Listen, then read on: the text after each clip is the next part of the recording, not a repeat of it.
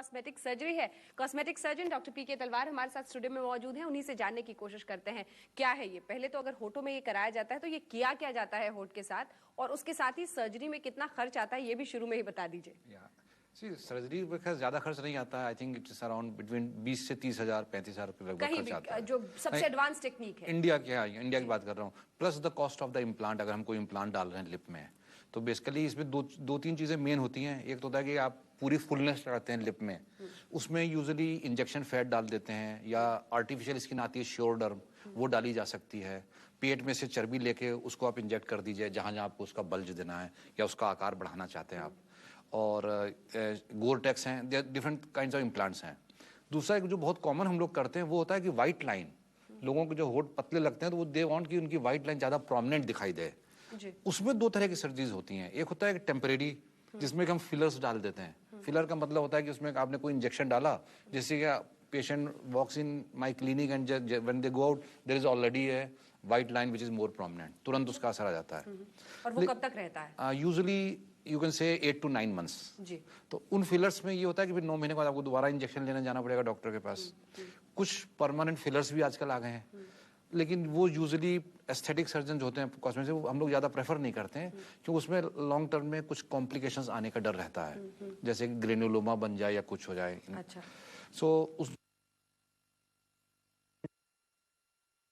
अच्छा, श्योरडर्म आती हैं वो हम लोग लगा देते हैं। ये काफी कॉमन सर्जरी है। या डर्मिस से ही आपकी त्वचा से कोई मोटा टुकड़ा लेके उससे हम लोग ये बल्ज बना देते हैं। तो ये सर्जरी काफी कॉमन हो गई है आजकल, और लोग आते हैं जिससे उनके होठों को अपना मोटा कराना चाहते हैं। लेकिन ये जो बल्ज हम यहाँ पर देख रहे हैं फिलहाल, वो चला जाएगा कुछ दिनों में? जो अभी जरा ज्यादा ही सूजन। देखिए, अब ये जो सूजन का कारण क्या है तो आप लोग भी कह रहे हैं सबकी उन्होंने कराया है, और मेरे लिए कहना उचित नहीं है कि उन्होंने कॉस्मेटिक सर्जरी कराई है किस कारण से बल्ज है। लेकिन यहाँ जब हम लोग इंजेक्शन फैट अगर डालते हैं तो उसमें क्या होता है कि उसमें दो चीजें होती हैं। एक तो सूजन किसी भी सर्जरी के बाद आती है।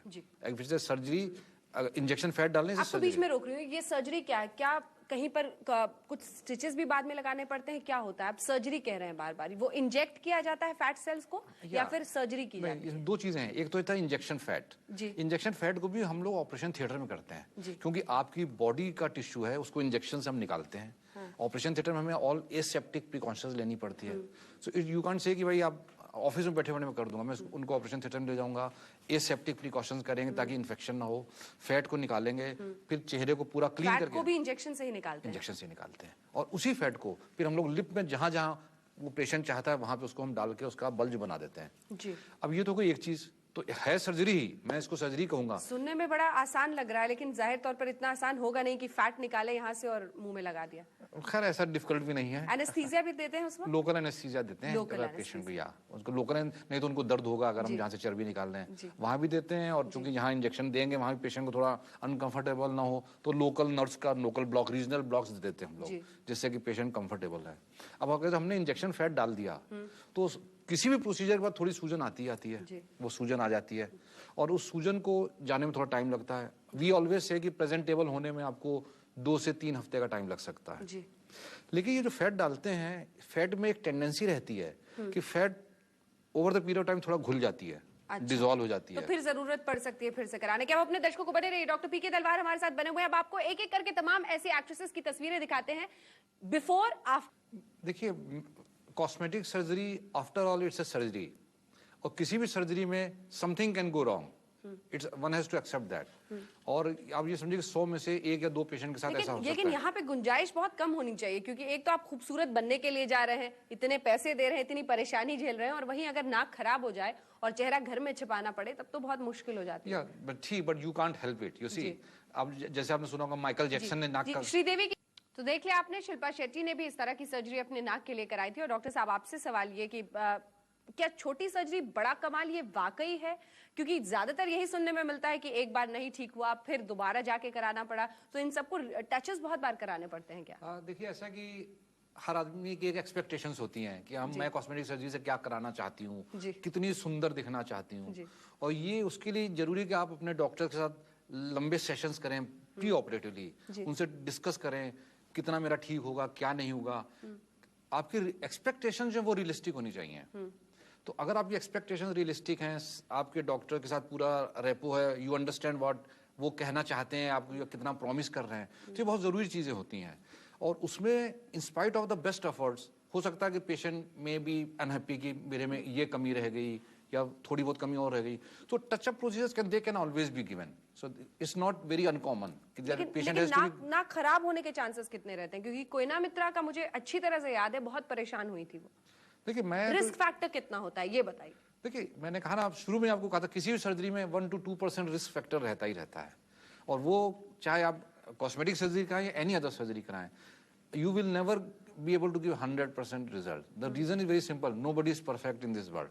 Neither medical science is perfect in this world. So there has to be some risk factor is there.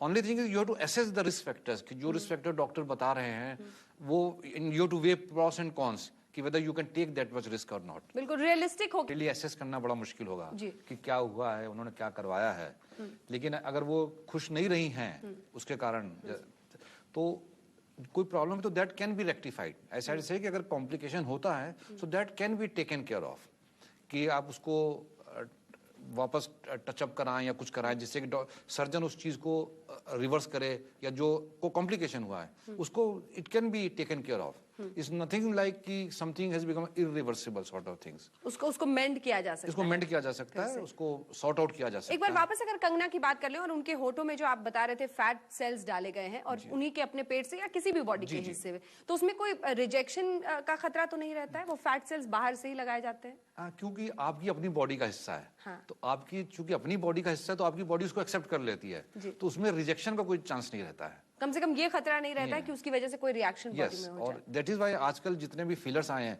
उनमें फैट को सबसे बेस्ट माना जाता है। जी, बहुत बहुत शुक्रिया आपका डॉक्टर तलवार हमारे साथ इस चर्चा में शामिल होने के लिए। कम से कम ऐसे लोग जो इस वक्त सोच रहे होंगे कि वो सर्जरी कराए या ना, यही सलाह है कि बहुत खुली आंखों के साथ जाइए, खुले दिमाग के साथ जाइए। रिस्क जरा जरूर है, लेकिन अब चेहरा खूबसूरत अगर चाहिए तो थोड़ा रिस्क लोग उठाने को तैयार ही रहते हैं। आप देखते रहिए News 24।